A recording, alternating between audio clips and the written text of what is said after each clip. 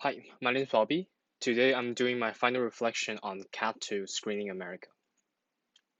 So, television has been one of the most popular media. Throughout this quarter, I continue to learn something new from this type of media, which I pay insufficient attention to before. So, shows like Fargo informs me about the symbolization of guns in America, and my perspective on television has changed from viewing only its content to from on the surface to the implicit myth underneath. So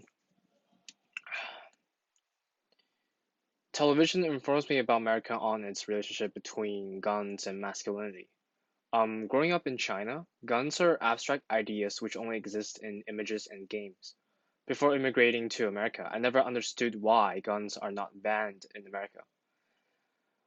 Well, at one scene, at the basement scene of the pilot of Fargo, Chaz invites Lester to his basement to show Lester something cool, which turns out to be a powerful machine gun. Capable of massive destruction, the machine gun in Chaz's hand is a symbol of violence and power. Thus, an implicit link between guns and masculinity is established, which explains partly why some Americans may resist the idea of banning guns. A similar approach to justify violence is seen in Benedict Anderson's Imagined Communities, which explains how nation building justifies violence by honoring the nameless dead soldiers, as well as their tombs. Like Fargo, Anderson argued that the process of nation building relates violence to loyalty and, and pride for one's country. Thus, violence is cherished as being nationalistic. So that explains why that guns are not banned in America, at least for some reason.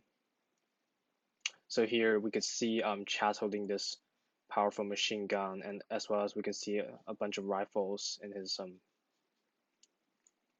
secret place.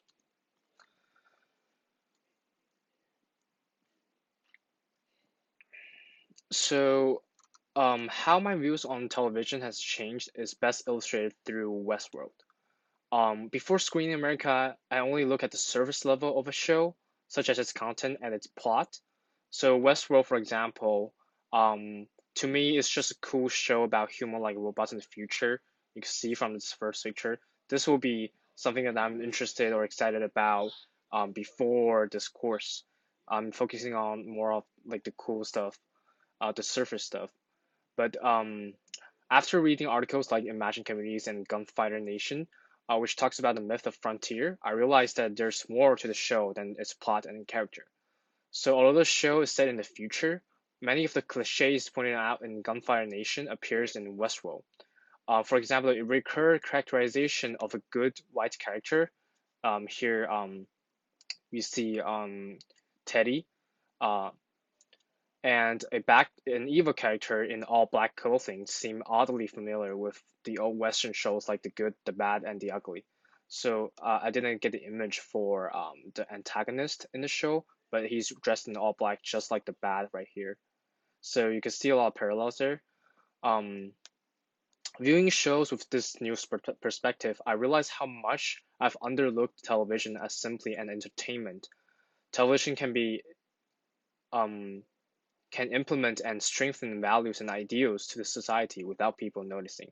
So it's very powerful in terms of passing values or establishing something that maybe authority figures want the public to believe in. So that concludes my final reflection.